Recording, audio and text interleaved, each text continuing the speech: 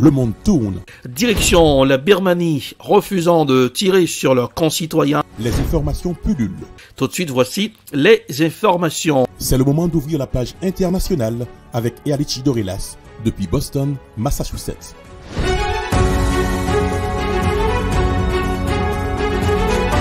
Mesdames, Messieurs, bonsoir. Bienvenue dans la page internationale au grand journal du 14h, en direct depuis la newsroom à la capitale des grandes universités du monde, Boston, Massachusetts. Et Alex Dorelas pour la présentation. Et bonsoir Joannel, bonsoir Rubens, bonsoir aux auditeurs de la radio évangélique Hosanna, 102.3 FM à Jekmel. Conflit israélo-palestinien, les rencontres d'État se succèdent pour consolider le cessez-le-feu. Après un jour de conflit a coûté la vie à plus de 250 personnes. Israël et le Hamas ont approuvé un cessez-le-feu le 21 mai, alors que le Qatar a annoncé ce 26 mai qu'il apportera une aide de 500 millions de dollars pour la construction de la bande de Gaza. Les rencontres diplomatiques entre États se succèdent.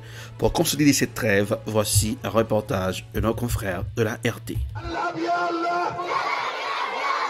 Des cris qui retentissent au cœur des décombres, mais des cris de joie. Des enfants palestiniens partagent un moment de gaieté en compagnie de clowns. Les deux doigts levés pour un appel à l'aide et à la paix. Appel entendu du côté de Doha. Le Qatar a annoncé mercredi une aide de 500 millions de dollars pour la reconstruction de la bande de Gaza. Une journée marquée d'ailleurs par les promesses du chef du bureau politique du Hamas. Après 11 jours de conflit ayant coûté la vie à plus de 250 personnes, le mouvement islamiste a assuré qu'aucun centime de l'aide internationale à la reconstruction de la bande de Gaza ne serait détourné, promettant un processus transparent et impartial. Aya Sinouar, constructif mais aussi vindicatif, se muant plus que jamais en chef de la résistance palestinienne. Vous savez, et le monde entier sait, quelles sont les véritables raisons qui ont conduit à la récente escalade des violences liées aux pratiques de l'occupation à Jérusalem, à la mosquée Al-Aqsa, à Sheikh Jarrah et en général. Il est impératif que notre peuple et notre résistance aient leur mot à dire et mettent en œuvre les avertissements des dirigeants de notre peuple contre cette occupation. Des promesses scrutées alors que l'Occident se tourne vers le Proche-Orient. Ces dernières heures, les rencontres diplomatiques se multiplient. Le ministre britannique des Affaires étrangères, Dominic Raab, est parti à la rencontre des deux camps.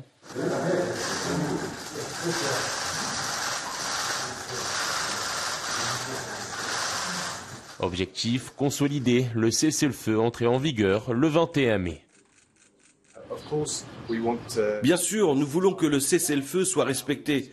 Nous voulons soutenir Israël, mais nous voulons aussi que les Palestiniens trouvent une voie vers une paix durable. C'est peut-être difficile pour l'instant, mais nous devons continuer à essayer.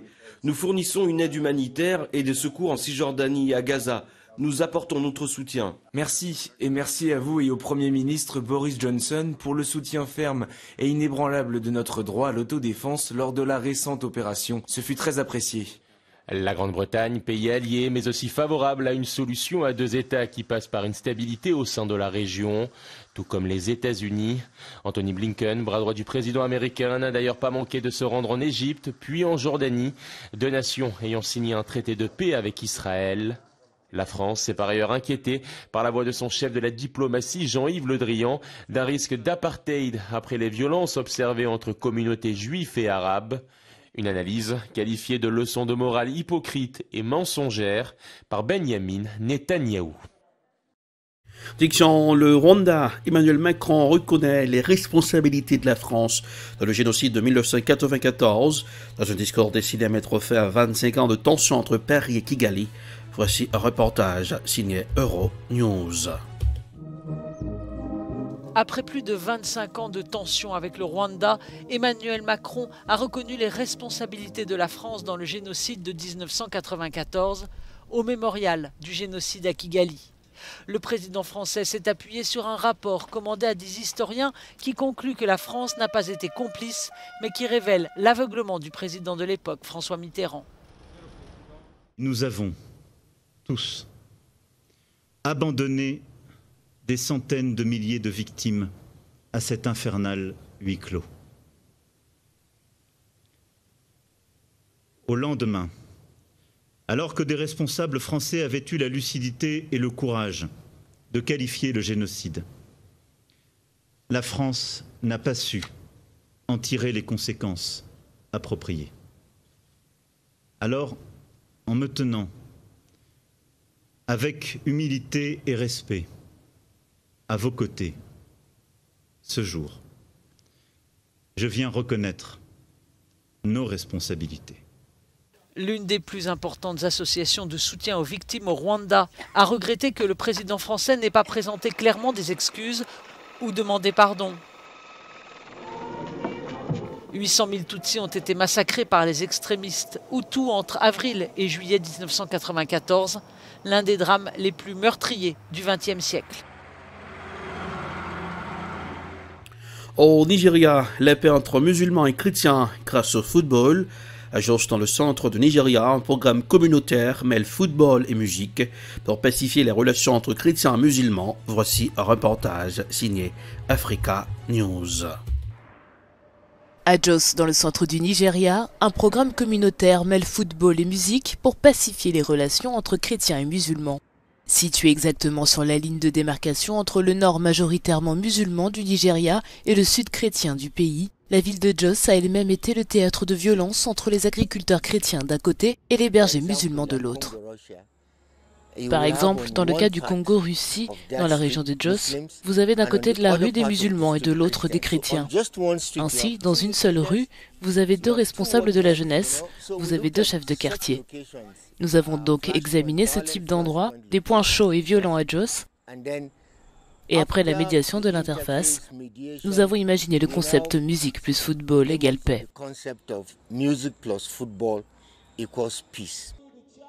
Accueillis par les sélections musicales des DJ et groupes locaux, joueurs, entraîneurs et spectateurs profitent avant les matchs d'une ambiance appelant au rassemblement. Ces garçons sont maintenant devenus des défenseurs de cette unité. Chaque jour de leur vie où ils s'entraînent ensemble, où ils jouent des matchs ensemble, nous favorisons l'unité, nous renforçons l'esprit d'équipe et nous réduisons la rivalité et la méfiance entre eux. De jeunes joueurs de football issus de 20 communautés ont été recrutés dans les quartiers par Salis et son équipe. Une réussite, car le programme Football plus musique est parvenu à instaurer une relation de confiance et un climat de paix dans la ville.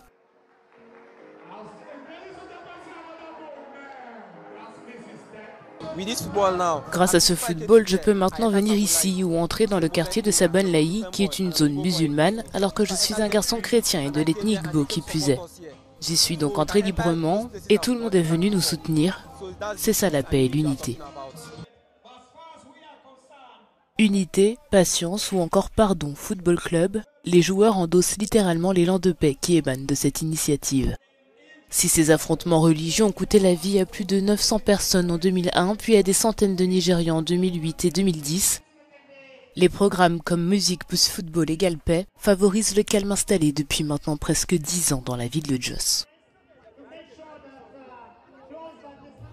Alors en Israël, de la vente d'armes à feu après les émeutes. À la suite des émeutes survenues dans les villes judéo-arabes du pays, de plus en plus d'Israéliens acquièrent des armes à feu comme moyen d'autodéfense. Le pays enregistre ces derniers jours une hausse de 5% des demandes de permis de port d'armes. Voici un reportage signé I24 News. Acquérir des armes à feu comme moyen de défense, c'est le souhait de plus en plus d'Israéliens. À la suite des affrontements récents survenus dans les villes mixtes où vivent arabes et juifs israéliens, ils sont de plus en plus nombreux à vouloir se doter d'une arme. Certains estiment même qu'ils ont été abandonnés par la police durant cette période complexe. Une résidente du conseil local de Métar, située dans le sud près de Beersheva, ne veut plus prendre de risques. Je cherchais quelles options étaient possibles sur le marché pour avoir une solution d'autodéfense. J'ai donc acheté une bombe lacrymogène. Si quelqu'un vient et m'arrête et ouvre la fenêtre de ma voiture, alors au moins j'aurai un moyen de le dissuader. Les habitants du Negev, tout comme les habitants du Nord, touchés par ces émeutes, ont le sentiment d'avoir été délaissés pendant plusieurs semaines. Il n'y a pas de gouvernance ici et les habitants sont finalement obligés de prendre des mesures et de se protéger. Pour leur vie, pour la vie de leurs enfants. Selon le ministère de la Sécurité intérieure, ces 2 dernières semaines, plus de 2700 civils ont fait une demande pour se procurer une arme à feu. Et à travers le pays, les magasins d'armes signalent une véritable hystérie, une hausse de 100% des demandes de permis d'armes à feu. Les gens ont vraiment l'impression que quelque chose se passe dans le pays. Ils ressentent le besoin de se défendre en cas d'agression. La loi israélienne stipule qu'en dehors des forces de sécurité, seuls les civils qui habitent ou travaillent dans des zones jugées à risque, comme à Jérusalem, les implantations de Cisjordanie, ou les personnes qui travaillent dans la sécurité privée, sont autorisées à porter une arme à feu. Selon l'Association pour la promotion de la détention d'armes à feu en Israël, près de 150 000 Israéliens détiennent un permis d'armes. Crise politique au Mali. Le colonel Goïta bientôt à la tête du pays. Ce jeudi, un responsable militaire malien a annoncé la libération du président et du premier ministre de transition. Lundi, ils avaient été conduits de force au camp militaire de Kati. Banda et Mokhtar Ouane ont par la suite été démis de leurs fonctions par le colonel Assimi Goïta, plongeant le pays dans l'instabilité politique. La communauté internationale s'inquiète pour la suite. Assimi Goïta pourrait prendre la tête du pays. Voici un reportage signé TV5 Monde. Bando et Mokhtar Ouane sont de retour chez eux à Bamako. Après 3 jours de détention sur la base militaire de Kati, à une quinzaine de kilomètres de la capitale, le président et le premier ministre de transition malien ont été libérés par l'armée dans la nuit. Entre-temps, ils avaient tous les deux remis leur démission. Un scénario similaire à celui du mois d'août dernier, lorsque le président Ibrahim Boubacar Keïta avait été poussé à quitter le pouvoir par le même homme, le colonel Assimi Goïta, devenu entre-temps vice-président intérimaire. Le vice-président de la transition avait tout mis en œuvre pour qu'on n'en arrive pas à ce niveau. Et malheureusement, il ne pouvait, en sa qualité de soldat, il ne pouvait que réaffirmer sa position de fils du pays, garant de la stabilité. Les putschistes justifient ce second coup de force en 9 mois par la volonté des responsables renversés de changer la composition du gouvernement sans l'avis des militaires. À la mission de médiation internationale arrivée sur place mardi, le colonel Goïta aurait affirmé qu'il comptait prendre les rênes du pouvoir. Pas de quoi calmer les craintes de l'ONU et de la CEDEAO. Le département d'État américain a d'ores et déjà annoncé la suspension de l'aide militaire au Mali et pourrait aller plus loin. Nous étudions des mesures ciblées contre les responsables politiques et militaires qui ont entravé la transition civile vers une gouvernance démocratique. Réuni mercredi, le Conseil de sécurité avait condamné l'arrestation des dirigeants maliens et exigé leur libération. Aucune sanction n'a pour l'instant été évoquée. Les militaires maliens restent des alliés importants dans la lutte contre les djihadistes au Sahel. C'est la fin de la page internationale au grand journal du 14h pour aujourd'hui. Présentation Erlich Dorelas, production Edprod, réalisation Télé Beltop. Nous émettons depuis Boston, la capitale des grandes universités du monde. Oui, 24h/24 sur Roku. Regardez-nous, à travers le monde. Bonne température sur Boston, encore du soleil, fait beau temps pour aujourd'hui à la capitale des grandes universités du monde. Température 80 degrés Fahrenheit, 20 degrés Celsius. Alors il y en a qui profitent pour se faire bronzer à la playa. Et pour Jacmel, 85 degrés Fahrenheit, 29 degrés Celsius. Bonsoir Joannel, bonsoir Rubens, bonsoir aux auditeurs de la radio évangélique Hosanna, 102.3 FM à Jacmel. Rendez-vous c'est pour demain, vendredi. Passez un excellent jeudi. À demain. C'était la page internationale avec Erlich Dorelas.